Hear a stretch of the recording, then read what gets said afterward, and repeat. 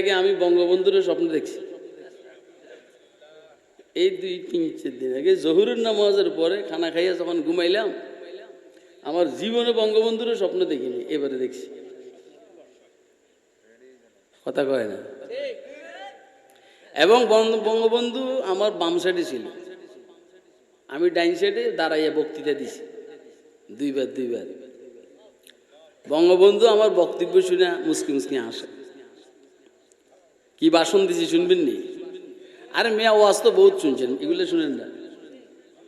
ভাষণ দিছি আমরা 71 বঙ্গবন্ধুর নেতৃত্বে, যদিও দেশও ছিল না, পাকিস্তান ছিল, নেতৃত্বের জন্য দেশে থাকার দরকার হয় না। যেমন তারেকুর রহমান নেতৃত্বে দেয়, বিএনপি চালায়, দেশে নেই। তো বঙ্গবন্ধুর নেতৃত্বে 71 আমরা হানাদার বাহিনীকে ফিরাইয়া এই দেশ থেকে বিতাড়িত করেছি। এটা বলতেছি আর বঙ্গবন্ধুর চেহারা দিয়ে তাকাইতে মুসকি মুসকি হাসে। এবারে ইনশাআল্লাহ আমরা বঙ্গবন্ধুর কন্যা, গণতন্ত্রের মানুষ কন্যা শেখ হাসিনার নেতৃত্বে এই দেশে ইসলামী হুকুমত কায়েম করব। সুমাইয়া টিভি, সুস্থ সংস্কৃতির প্রত্যাশায় আপনাদের পাশে। আসসালামু আলাইকুম ওয়া রাহমাতুল্লাহি ওয়া বারাকাতুহু।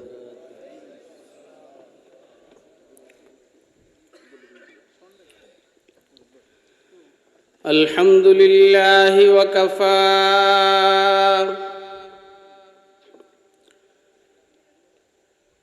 والصلاة والسلام على عباده الذين اصطفى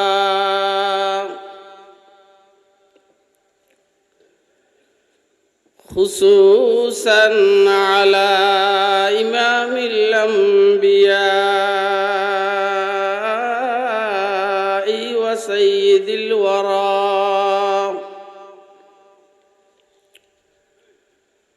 وعلى آله وأصحابه الذين آثروا الهدى على الدجى وسلم تسليما كثيرا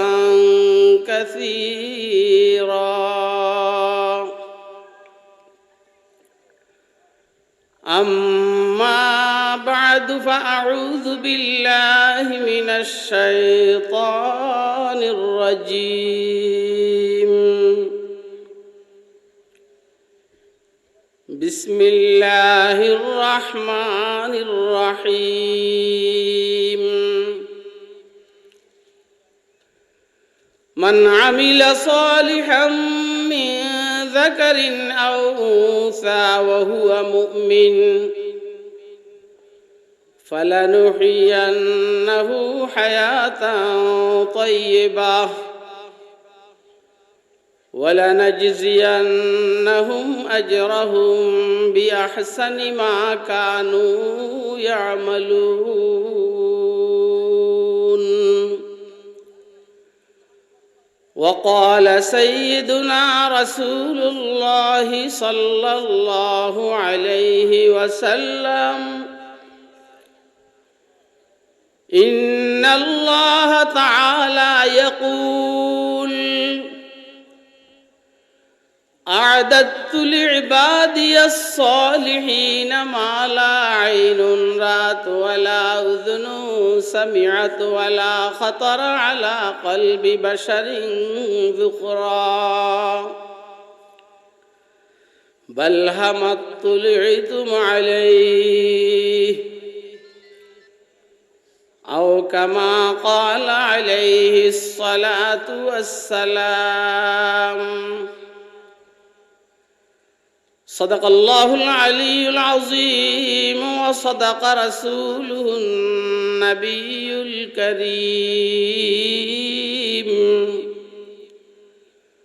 ونحن على ذلك لمن الشاهدين والشاكرين والحمد لله رب العالمين. سبحانك لا علم لنا إلا ما علمتنا علمتنا إنك أنت العليم الحكيم आज़ादी अफ़कार से है उनकी तबाही आज़ादी अफ़कार से है उनकी तबाही रखते नहीं जो फ़िक्र तदब्बुर का सलीक़ा रखते नहीं जो फ़िक्र तदब्बुर का सलीक़ा हो फ़िक्र अगर ख़ाम तो आज़ादी अफ़कार हो फ़िक्र अगर ख़ाम तो आज़ादी अफ़कार इंसान को हैवान बनाने का तरीक़ा इंसान को हैवान बनाने का तरीक़ा निहायत काबिल एहतराम मुहतरम सभापति मुअज़्ज़ज़ मुकर्रम हज़रात उलमाए किराम मुरब्बियान इज़ाम बेरादरान इस्लाम पर्दार आलेर मा ओ बोनेरा महफिले उपस्थित स्नेहेर आदरेर छोट कचिकाचारा आल्लाह पाकेर दया अनुग्रह फजल करम আল্লাহ রাব্বুল আলামিন আমাদেরকে নোয়াখালী চাটখিল হরিপুর আর নূর হাফিজিয়া মাদ্রাসা ও এতিমখানার উদ্যোগে আয়োজিত আজকের এই ওয়াজ মাহফিলে রব্বুল আলামিন আমাদেরকে দ্বীনের নিসবতে দাওয়াত ও তাবলীগের নিসবতে कुरान मजीद एवं सुन्नाह शरीफर निस्बते उम्मतेर उलमाए केरामेर जबान थेके किछु कथाबार्ता शुनबो एवं আমল करब এই নিয়তে রব্বুল আলামিন আমাদেরকে এখানে আসার বসার তৌফিক দান করেছেন তো আমরা বলিষ্ঠ কণ্ঠে একবার আল্লাহ পাকের শুকর আদায় করি আলহামদুলিল্লাহ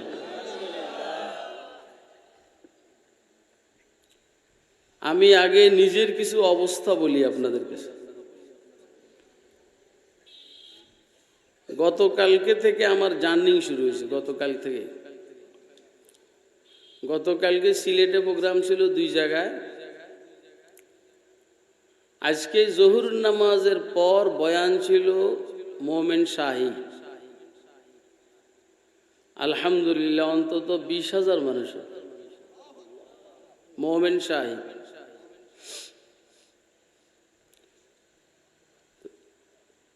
মোমিন শাহীর এই বয়ান ধরার জন্য রাত্রে সিলেট থেকে ঢাকা না ফিরে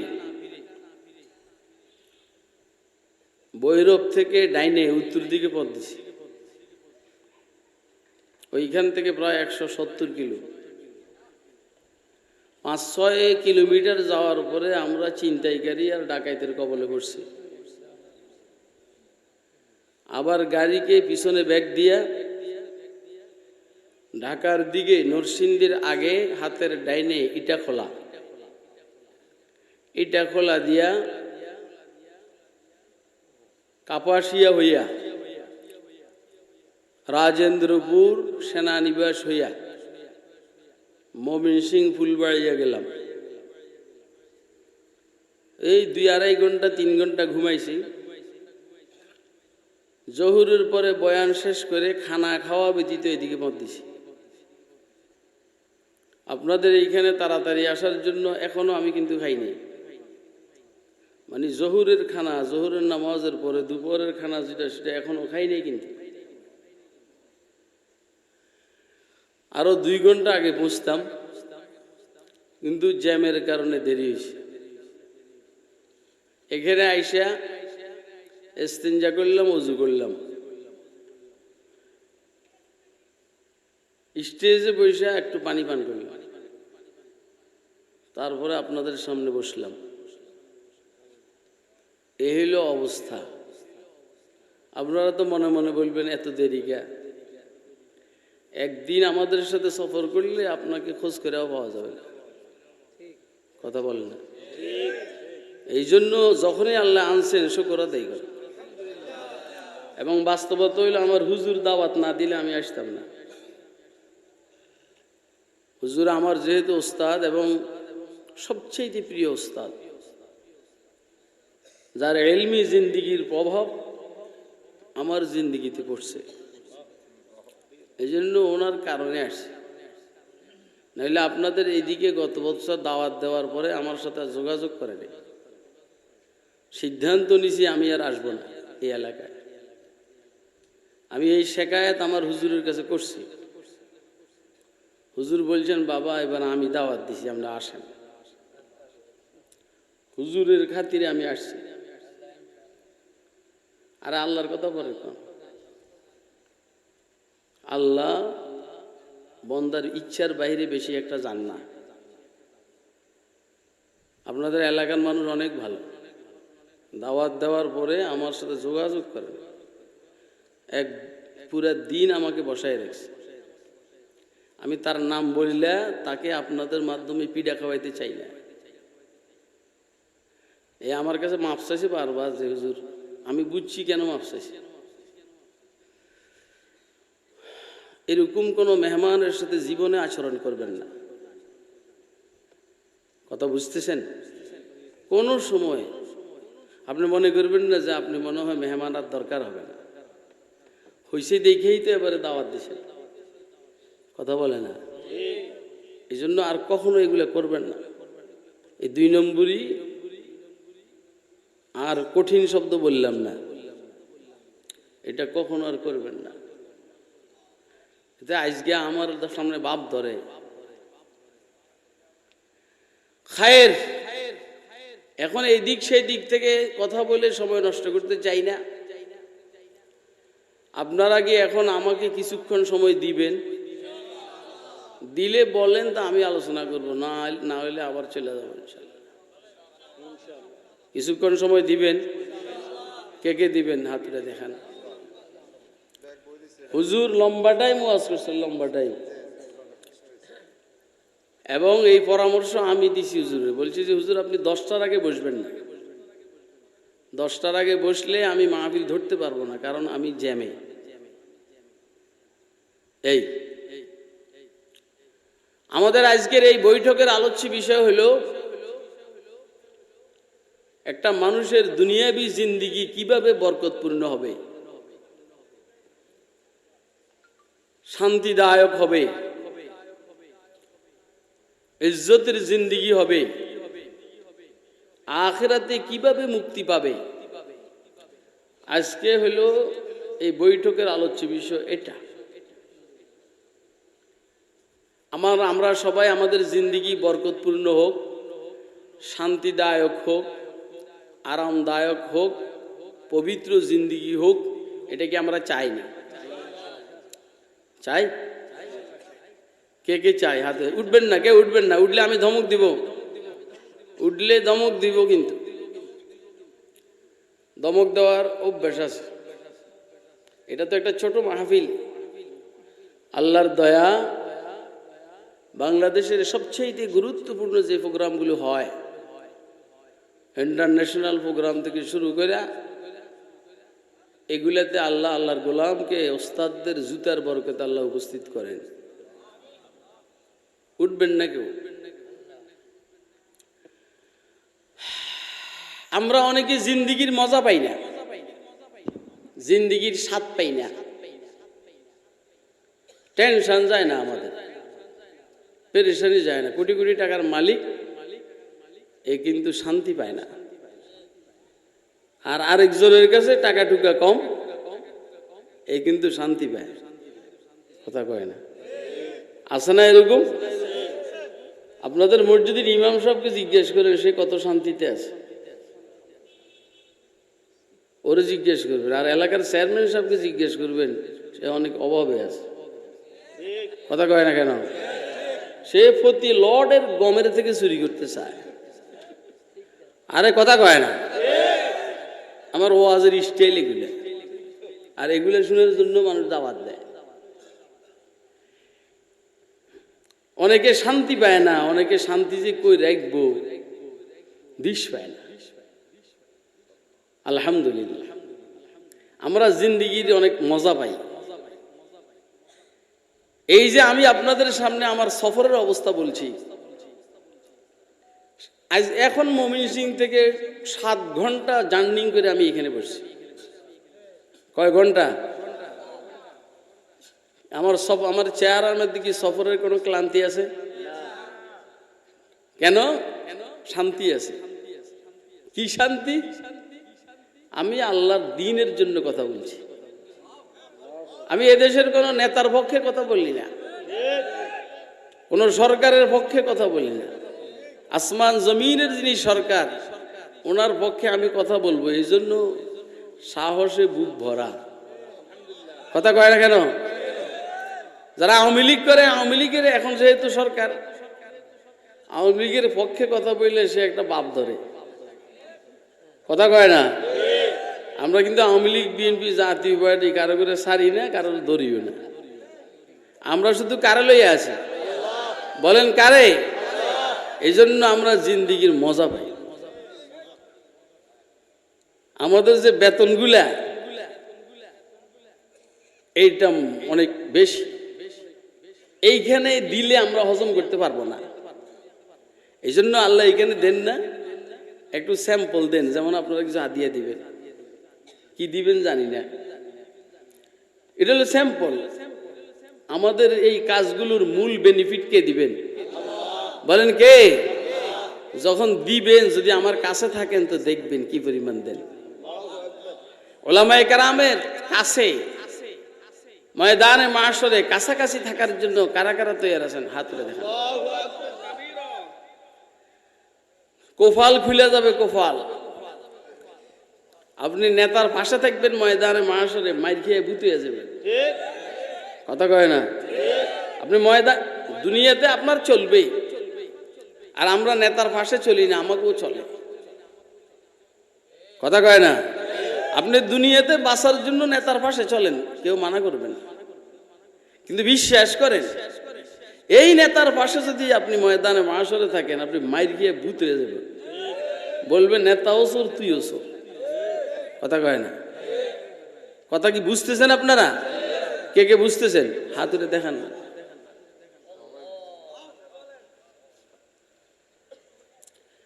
মনে কষ্ট নিয়েন না। যদি কোনো নেতা এখানে থাকে, সোজা হয়ে গেলে ভালো। কথা বলে না?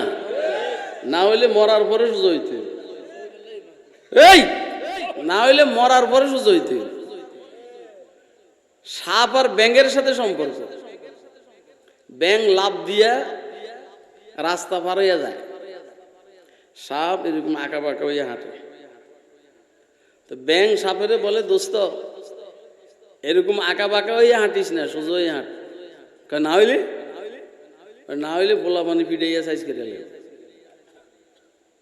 সাপে বলে, আমার কাছে বিষাক্ত আছে, বিষাক্ত বিষ আছে, আমাকে মারার জন্য আসলে আমি ধ্বংসন করব।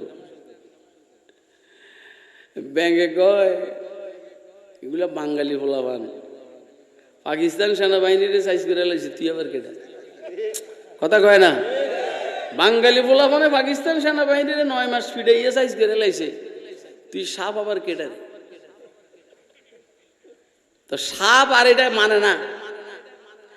অনেকে ক্ষমতার গরমে ওলামায়ে কেরামের কথা মানে না। কথা কয় না কেন? অনেকে ক্ষমতার দাপটে ওলামায়ে কেরামের কথা শুনে না, মানে না। যেমন সাপে শুনে নাই তো মানে নাই, পরে ঠিকই আঁকা বাঁকা হইয়া যখন হাঁটা আরম্ভ করছে, ওলা মানে ধরে কলমির লতা দিয়ে পিটে মা ইরা সোজা করে রেখেছে। ব্যাঙ তার কাজ সেরা যখন যাইতেছে, সাপরে দেখছে সোজা হয়ে রয়েছে। ব্যাঙে এখন আফসোস করে আর বলে, দোস্ত সোজা তো হইলি, মরার পরে হইলি। কথা কয় না? আমরা কি মরার পরে সোজা না মরার আগে? কে কে মরার আগে সোজা? হাত তুলে দেখেন মেহেরবানি। মরার আগে সোজা হয়ে যান, মরার আগে। দেখেন না হুজুর যেমন মরার আগে সোজা। আব্দুর রহমান সাহেব আমার উস্তাদ যে মাদ্রাসার জন্য দোয়া করলেন, এই মাদ্রাসার আদনা খাদেম হিসাবে আল্লাহ আমারে রাখছেন, হুজুরে রাখছেন। সোজা না কথা কয়? এই দেশের কোন নেতা আছে এতক্ষণ কথা বলে জনগণকে ধরে রাখবে? বলেন না, কোন নেতা আছে এতক্ষণ কথা বলে জনগণকে ধরে রাখবে? তাহলে মৌলবীদেরকে আল্লাহ এমন দামি জিনিস দান করছেন, সব ধরনের সব পার্টির লোকের বসায় রাখতে পারে। কথা কয় না কেন? এইটা আওয়ামী লীগের নেতার কাছে এটা নাই। আওয়ামী লীগের কোনো নেতা দাঁড়াইলে বিএনপির সব বাঁকব, বিএনপির কোনো নেতা দাঁড়াইলে আওয়ামী লীগ সব বাঁকবে, আর মৌলবী বসলে সব আরো আসবে। কথা কয় না কেন? এই কথাগুলো কি বুঝেন আপনারা? বলছিলাম অনেকে জিন্দিগির মজা পায় না, বরকত পায় না, অভাব যায় না, আর আল্লাহর দয়া আহলে দিলদের অভাব নাই, শান্তির আর শেষ নাই, চেহারায় কোনো ক্লান্তি নাই, খাইলেও ঠিক না খাইলেও ঠিক। ফুজাইল ইবনে আয়াজ রাহমাতুল্লাহ আলাইহি বৎসরের 5 দিন ব্যতীত পুরো বৎসর নফল রোজা রাখতেন। খাওয়া দাওয়া খুব বেশি খাইতেন না, কিন্তু সবসময় কেন মোটা হয়, চেহারা কেবল ফুলে। ফজাইলকে জিজ্ঞেস করে আপনি কি কোন দোকানের চাল খান? আমরা বলি না এরকম, কোন দোকানের চাল খেয়ে এত মোটা? ফজাইল বলেন তো আমি ভাত খাইবার সময় হইতে পাই না। যেমন দেখেন না আজকে ভাত খাইবার সময় পাইছি, কথা কয় না? আপনি কাইতে যাবেন কাইত, আপনি এরকম দুপুরে খাইলেন না, এখনো কিছু খাইলেন না, আপনি কাত হয়ে যাবেন। আমরা কাইতেছি আল্লাহর দয়া। আপনারা যদি বসেন, ঢাকা যাওয়ার জন্য কোনো তাড়াহুড়া নাই, ইনশাআল্লাহ আমি বলতে থাকবো। কথা কয় না? ফুজাইলকে জিজ্ঞাসা করা হলো, ফুজাইল আপনি মোটা হচ্ছেন কেন? আপনি তো সবসময় নফল রোজা রাখেন। ফুজাইল বলছেন যালিকা মিন ফারহি বিল ইসলাম, আমি যে মুসলমান এই খুশিতে মোটা। কথা কয় না? আমরা যে মাদ্রাসায় ফরিয়ার ভরাই, আল্লাহর গোলামি করি, এই জন্য মোটা, এই জন্য চেহারার মধ্যে কোনো ক্লান্তি নেই, এই জন্য মনে শান্তি। লা ইলাহা ইল্লাল্লাহ, বলেন বলেন বলেন বলেন, লা ইলাহা ইল্লাল্লাহ।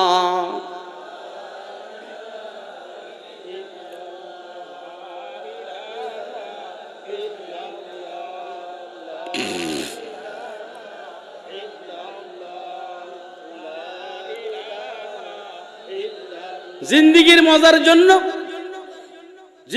আপনার কোনো বিরক্ত আর নি কেন?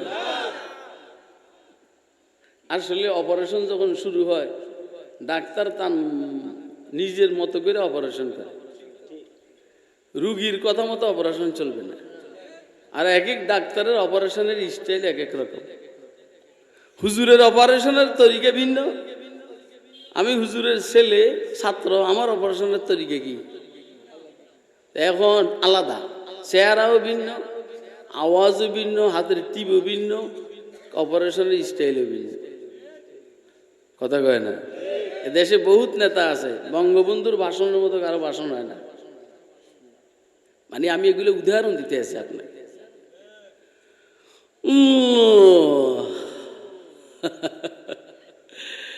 একটু মজা করে লই, গত 2-3 দিন আগে আমি বঙ্গবন্ধুর স্বপ্ন দেখছি।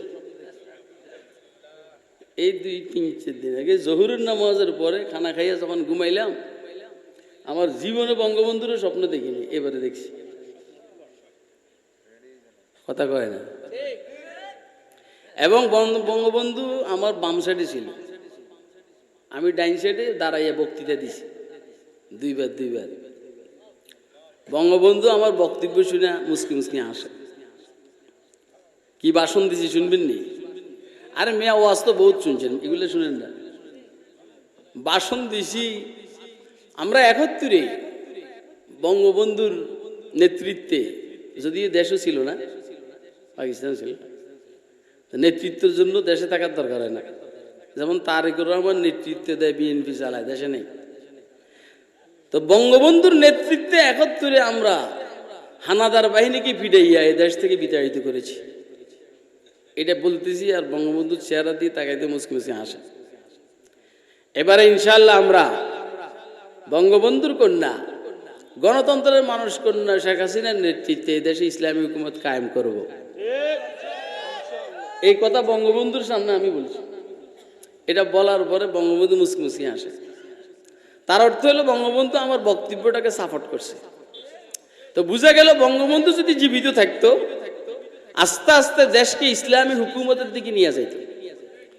মাননীয় প্রধানমন্ত্রীও খারাপ মেয়ে না, যেহেতু বঙ্গবন্ধুর কন্যা, কিন্তু নাস্তিক তার মাথার উপরে সওয়ার হওয়ার কারণে সে চেষ্টা করলেও পারে না। কথা কয় না কেন? আপনাকে আমার ওয়াজ বুঝতে আছেন? কে কে বুঝতে আছেন হাতটা দেখেন মেহরবানি করে।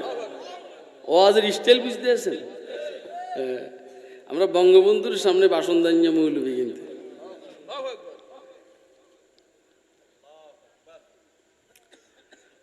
মানুষের জিন্দিগিতে শান্তি আর মজা, জিন্দিগিতে বরকত আসে 5 কারণে। কয় কারণে বলেন? কয় কারণে?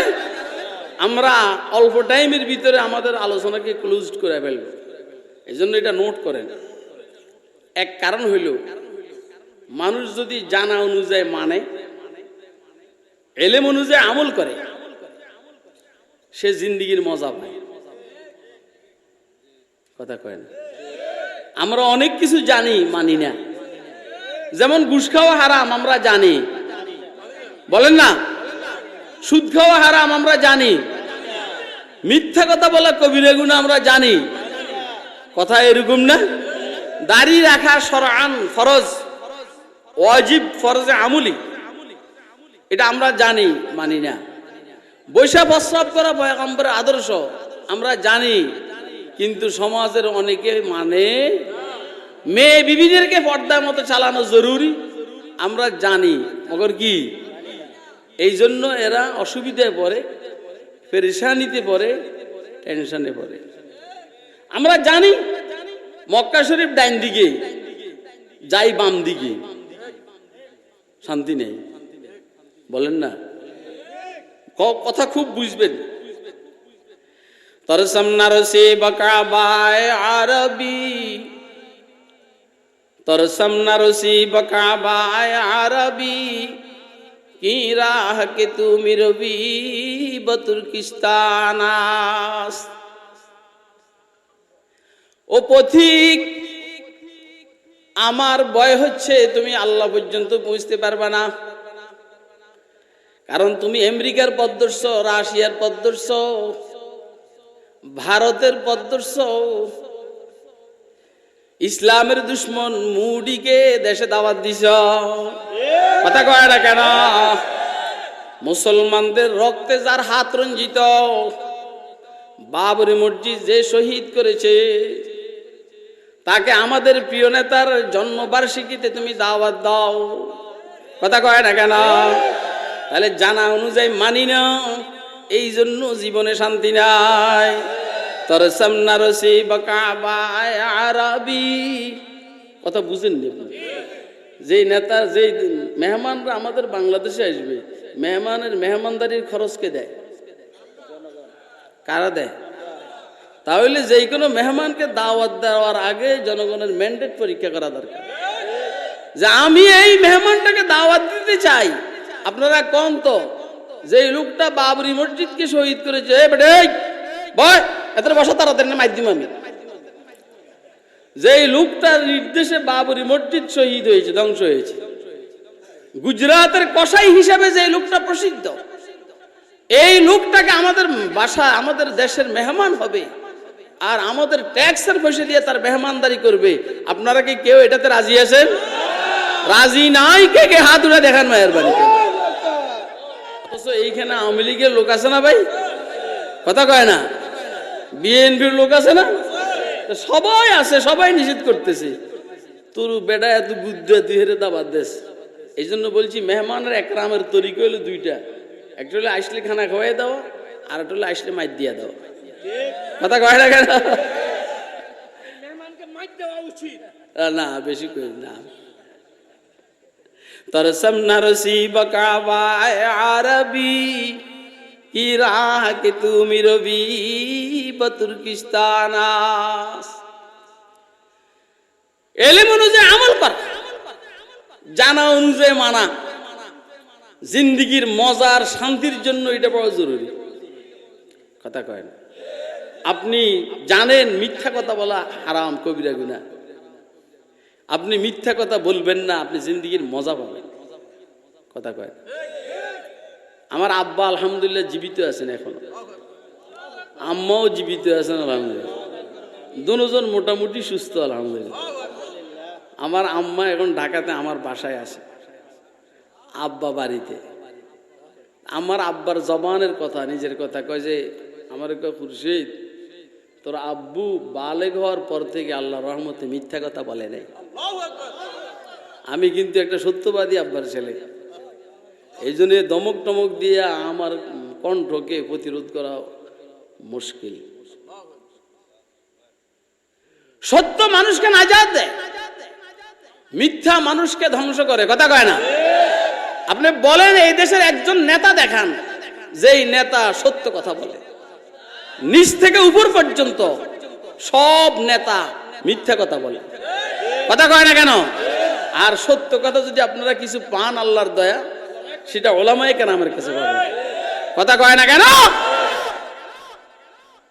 আপনাদেরকে আমি ঘটনা শুনাইতে আছি হাজ্জাজ ইবনে ইউসুফ সাকাফির নাম শুনছেন আপনারা হাজ্জাজ রাজনৈতিক প্রতিহিংসা বশত 1,20,000 মুসলমানকে হত্যা করেছে কত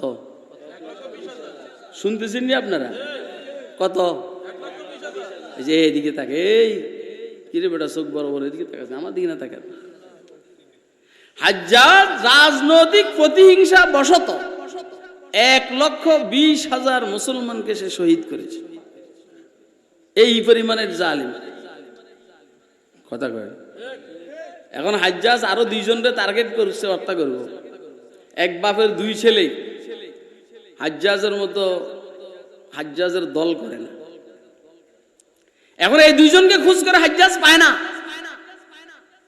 পরে তার মন্ত্রী পরিষদের এক সদস্যকে জিজ্ঞেস করলো যে এই 2 জনকে পাওয়ার উপায় কি খোঁজ করে পাই না আমার গোয়েন্দারাও রিপোর্ট দিতে পারে না মন্ত্রী পরিষদের ওই সদস্য উপদেষ্টা হাজ্জাজকে বললেন আপনি এই 2 ছেলের আব্বাকে জিজ্ঞেস করেন বলে দিবে শুনতেছেন নি কথা এই 2 ছেলের আব্বাকে বলবেন জিজ্ঞেস করবেন যে ছেলেরা কই আছে বলে দিবে মন্ত্রী পরিষদের ওই সদস্য বললেন ও তো জানে আমি ওর 2 ছেলের শত্রু হত্যা করব কয়টা জানার পরেও সে মিথ্যা বলবে না সুবহানাল্লাহ কইবেন না ঠিকই বাপকে জিজ্ঞেস করলো আপনার 2 ছেলে কোথায় কয় যে বাড়িতে দেখে আসছি ঘরে দেখে আসছি ঘরে এরে ভাই আমার বলাটা সহজ আপনাদের শোনাটা সহজ আপনারা একটু বেশকম হইলে সত্য কথা বলতে পারেন না কথা কয় না একটু বেশকম হইলে সত্য কথা বলতে পারেন না মুখের মধ্যে টেপ লাগাইয়া রাখেন কয় না একটু জামিলে আছে সত্য কথার মধ্যে তো জামিলে নাই কথা কয় না তিতা জিনিস তো সুবিধা ডায়াবেটিস রোগীর জন্য তিতা জিনিস সুবিধা না তো সত্য তিতা হইলেও তো সত্য সত্যের মধ্যে মজা আছে এটা আমার জিন্দেগির অভিজ্ঞতা আল্লাহর দয়া আমি যাদের বিরুদ্ধে কথা বলি ওরাও কথা শোনার পরে বলে না হুজুর কথা ঠিক বলছে ওরা কথা কয় না বুঝেন না আমার কথা তো বুঝেন না আপনারা যে এই যে কয়জন বসছেন আমার মসজিদের তো হয়তো 5-6 কাতার হবে না যেখানে আমি জুমা পড়াই এখানে 5-6-7 কাতারের মানুষ আপনারা হবেন এইখানে মোহাম্মদপুরের সব নেতারা নামাজ পড়ে অষ্টআর শুনে কো কিরে এতে আগুনে না কথা কয় না পরে আবার কয় না কথা ঠিক কয় এবং হুজুর সব বাইরে বলে কোন দলকে নির্ধারিত করে বলে না হাজ্জাজ যখন শুনলেন ছেলেগুলা বাড়িতে তাড়াতাড়ি পুলিশ পাঠাই দিয়েছে পুলিশ ধরে নিয়ে আসছে এখনো হইল হত্যার পালা। হাজ্জাজ চুপ হয়ে গেছে, মাথা ঝুঁকাই ফেলছে, মানে সিদ্ধান্ত চেঞ্জ হইতে আছে। হাজ্জাজ বললেন কিছুক্ষণ পরে, যেই বাপ তার ছেলেদের মৃত্যু অবধারিত জানার পরেও মিথ্যা কথা বলতে পারে না, এই বাপের সত্য কথার কারণে আমি তার 2 ছেলেকে মাফ করে দিয়েছি। চিৎকার দিয়ে কোন সুবহানাল্লাহ। তাহলে সত্য কি ধ্বংস আনে না নাজাত দেয়? শেষে হাজ্জাজ এই 2 জনকে হাজ্জাজের নিজের দলের অন্তর্ভুক্ত করে নিয়েছে। এই সত্য কথা যারা বলে এরা জিন্দিগির মজা পায়। একটা নেতা নাই সত্য কথা বলবে, মৃত্যুকে সারা দেশ বেড়ে গেছে, কথা কয় না। আল্লাহর গজব আসবে না তো কি আসবে বলেন? আল্লাহ আমাদেরকে সত্য কথা বলার তৌফিক দান করে। আরেকটা ঘটনা শুনাই, তারপরে সামনে আগাবো ইনশাআল্লাহ। হ্যাঁ, কবরে গেলে তো বলবে হা হা লাদরি, এর তো সত্য কথা বাইর হবে না। আপনি কেন ভুল কথা বললেন? এই কবরে বলে সত্য কথা বলবে মৌলবীরা ইনশাআল্লাহ, কথা কয় না। এদের অভ্যাস আছে, সত্য কথা বলার অভ্যাস আছে।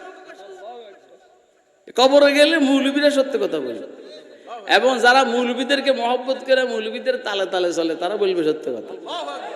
আর যত খান্নাসের বাচ্চা সব বলবে হা হা লাদরি, জানি না, উত্তরটা বলতে পারবে না।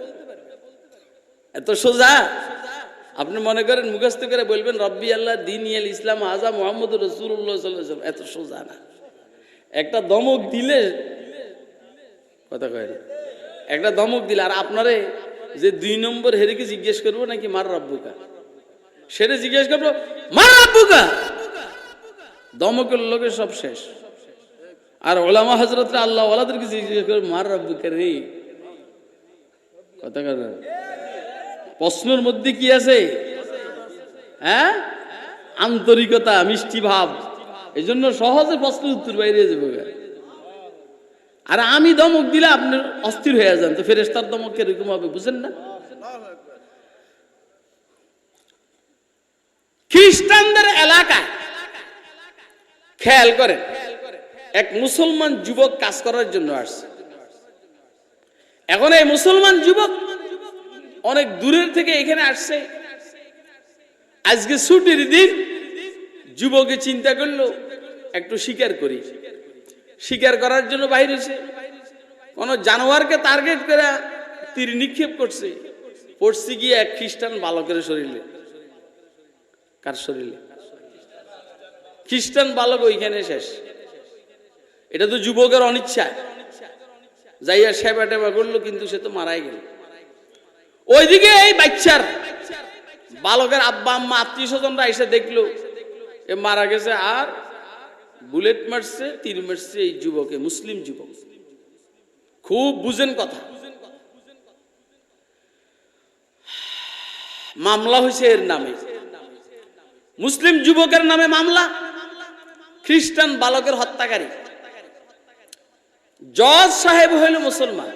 জজ সাহেব কি আর আসামি কি?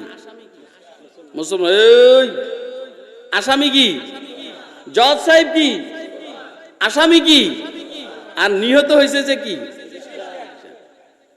দেখেন, জজ সাহেব আর আসামি এক দলের, আর বাদীর পক্ষ হইল আরেক দলের। এনে কোনো ঝামেলা আসেনি। কিন্তু আমাদের অবস্থা কি? যারা আমরা ক্ষমতায় আছি, এই দলের যদি কেউ 2 নম্বর হয় সব সোনার হয়ে যায়, কথা কয় না। এই দলের কেউ 2 নম্বর হইলেও সব স্বর্ণের হয়ে যায়, আর অন্য দলের কেউ স্বর্ণের হইলেও এটা মাটি হয়ে যায়, কথা কয় না কেন? কথা বুঝতেছেন? এই দেশের বহু হত্যাকারীকে মাশাআল্লাহ বেকসুর খালাস দিয়ে দেয়, কথা কয় না। আর টোটাল কোন হত্যার সাথে, এই দুষ্কর্মের সাথে সম্পর্ক নাই, যাবজ্জীবন জেল, ফাঁসির কাস্টে ঝুলাইয়া হত্যা, কথা কয় না কেন? কথাগুলো খুব বুঝবেন আমরা কোন দেশে বসবাস করি। মুসলমান জজ সাহেব বলছেন তোমার কাজ 2টা, হয়তো এই বালকের পিতামাতাকে তুমি সন্তুষ্ট করো, রাজি করো, আর না হলে হত্যার জন্য তুমি রেডি হয়ে যাও। বহু চেষ্টা করছে মুসলমান যুবক এই বালকের আব্বা আম্মাকে রাজি করার জন্য, রাজি হয় না এরা। এখন জজ সাহেব বলছেন যে আগামী শুক্রবার তোমার মৃত্যুদণ্ড বাস্তবায়িত হবে। যুবক রেডি। যুবককে যখন জেলখানায় পাঠানো হলো, জেলখানার যিনি চিফ সুপারিনটেন্ডেন্ট সে আবার খ্রিস্টান। এই যুবক খ্রিস্টান সুপারকে বললেন যে দেখেন ভাই, আমি অন্য দেশের মানুষ, অন্য অঞ্চলের মানুষ, এইখানে আমি চাকরির জন্য আসছি অথবা কাজকর্ম ব্যবসার জন্য আসছি, আমার দ্বারা এই ভুলটা হয়ে গেছে, ইচ্ছাকৃত না। এখন এইখানে আমাকে ফাঁসি দিবে, হত্যা করবে। ওয়াকাতাবনা আলাইহিম ফিহা আন্নান নাফসা বিন নাফসি ওয়াল আইনা বিল আইনি ওয়াল আনফা বিল আনফি ওয়াল উযুনা বিল উযুন ওয়াস সিন্না বিস সিন্নি ওয়াল জুরুহা কিসাস। এটা শরীয়তের নির্দেশ। হত্যার পরিবর্তে বলেন না, হত্যার পরিবর্তে কি? চুরির শাস্তি কি? কথা কয় না। চুরির শাস্তি কি? হত্যার পরিবর্তে কি? আর জানার বেবিচার করলে, বিবাহিত হইলে পাথর নিক্ষেপ করে হত্যা, আর নাহলে 100টা বেত্রাঘাত। এটাগুলো শরীয়তের বিচার। এই দেশের যত চোর আছে বড় মাপের, এরকম একজনকে ধরে কেবল হাত কাটা বয়তুল মুকাররমের দক্ষিণ গেটে হাত টানাইয়া দেয়, তাহলে দেশের সব চুরি বন্ধ হয়ে যাবে। কথা কয় না কেন? কিন্তু না, ওইটা করবো না। ক্ষত হইলো এইখানে, মলম লাগে এইখানে। ওয়াজ কারে করুন কোন? আপনারাও কিন্তু নির্বাচন আসলে ওই তালে চলে যান। কথা কয় না কেন? আপনারা কিন্তু এখন সবাই আমার ঠিক আছে, ঠিক আছে, কিন্তু এই এলাকায় আমি চেয়ারম্যানই দাঁড়াইলে জামানত বাজেয়াপ্ত হবে। টাউটার বাটফার নেতার কারণে, আপনাদের ভোটের কারণে আমি আর পারলাম না। অথচ ইনশাআল্লাহ আল্লাহর দয়া আমি তো 2 নম্বরই করবো না। কথা কয় না? আপনি কবেন যে না হুজুর আমরা অন বালা আছেন, পরে করবেন। আপনি কওমি মাদ্রাসার হিসাব নিকাশ জানেন? কওমি মাদ্রাসার মধ্যে একটা ডিমের বাউচার আছে, ডিমের। কথা কয় না কেন? একটা ডিমের বাউচার আছে, একটা লাউয়ের কদুর বাউচার আছে, একটা লাউয়ের কদুর রশিদ আছে। কথা কয় না কেন? কিন্তু আর আপনার এইখানে অবস্থাটা কি? 20 টাকার সামিসের বাউচার হলো 97,000 টাকা। কথা কয় না কেন? 50 টাকার গ্রিজের বাউচার হলো 4 লক্ষ টাকা। এইভাবে দেশের সম্পদ চুরি করে বিদেশে সাপ্লাই করে। আর ওই সমস্ত নেতাদের চরিত্র ফুলের মতো পবিত্র। আপনারা বলেন, কথা কয় না কেন? मैं कदे में एक दिन एक रंदजीरक ने कहा, मैं कदे में एक दिन एक रंदजीरक ने कहा, है हमारे शहर का वाली गदाए बेहया, है हमारे शहर का वाली गदाए बेहया, ताज पहनाया किसकी बेकुलाही ने उसे, किसकी उरियानी ने बख्शी है उसे जर्री कबा, उसके आबे लालगों की खून देहका से कशीद, तेरे मेरे खेत की मिट्टी है उसकी कीमिया।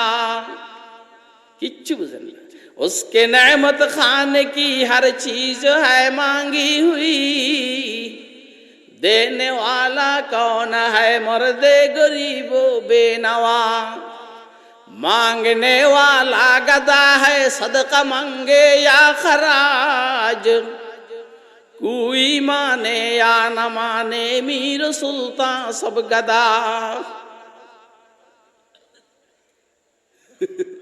বাংলা আর কইলাম না, যারা বুঝের বুঝছে, না বুঝলে নাই, বাংলা কইলে সব থক হয়ে যাবে। কথা কয় না আর যাবে না। বলেন বলেন, আল্লাহর কোরআন শরীফের মধ্যে আছে কিছুর বাংলা নাই, যেমন আলিফ লাম মিম কাফ নুন, কাফ হা ইয়া আইন সাদ নুন আছে রে, এরকম আছে যেগুলোর অর্থ নাই। আমারও এরকম কিছু আছে, আমি অর্থ করুম না। কথা কয় না কেন? বুঝলে বুঝেন, না বুঝলে ওই জায়গায় ডুবিয়ে মরেন যে জায়গায় পানি নেই। আল্লাহ, এই মুসলমান যুবক খ্রিস্টান জেল সুপারকে বলছে, ভাই আমার তো সামনের শুক্রবারে ফাঁসি হয়ে যাবে, আমার একটু সুযোগ দাও, আমি বাসা বাড়িতে গিয়া কিছু ওসিয়ত আছে, নসিহত আছে, উপদেশ আছে, কাজকর্মগুলা সাইরা আমি চলে আসবো। মার্ডার কেসের আসামি জেল সুপারের কাছে ছুটি চাইতে আছে। জেল সুপার বলে, যাও, অসুবিধা নাই, কারণ মুসলমান মিথ্যা কথা বলে না। আল্লাহু আকবার বলেন। মুসলমান কি বলে না? দেখছেন একটা খ্রিস্টান সে ফাঁসির আসামিকে ছেড়ে দেয়।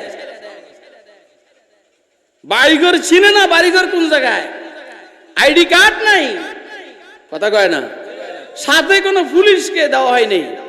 ঠিক আছে, তুমি সময় মতো চলে আইস। তাহলে মিথ্যা কথা বলা খারাপ। মুসলিম যুবক মিথ্যা কথা বলে নাই। দেখেন সামনে কি হয়েছে। আগামী শুক্রবারের ঘটনা। জজ সাহেব জিজ্ঞেস করলেন সুপারকে, জেল সুপারকে, যে তোমার আসামি কই? ওরও তো আমি ছুটি দিয়ে দিছি, এ বাড়িতে গেছে, কাজ সারে আবার চলে আসবে। দেখছেন কারবার। আল্লাহ করবেন না? বুঝতেছেন? বুঝতেছেন কথা? জজ সাহেব বলছেন অসুবিধা নাই, ছুটি দিছো, সমস্যা নাই, যদি সে না আসে তো তোমার ফাঁসি দিব। কথা কয়েন, কথা এরকম না? জেল সুপারের কোনো টেনশন নেই, সব আসামির মামলা শেষ, এখন হইল জেল সুপারের পালা। কয় যে ওই যে যুবক, মুসলিম যুবক মার্ডার কেসের আসামি আসছে? কয় না, আসে নাই। কয় তাহলে চলো, তোমাকে ফাঁসি দেওয়া হবে, হত্যা করা হবে। যেখানে হত্যা করবে সেখানে নিয়ে যাইতেছে আস্তে আস্তে, রেডি রেডি রেডি রেডি, 1 2 3। খ্রিস্টানরা অস্থির, ছেলেও আমাদের গেল আর জেল সুপারও আমাদের যাবে। শুনতেছেন নি কথা?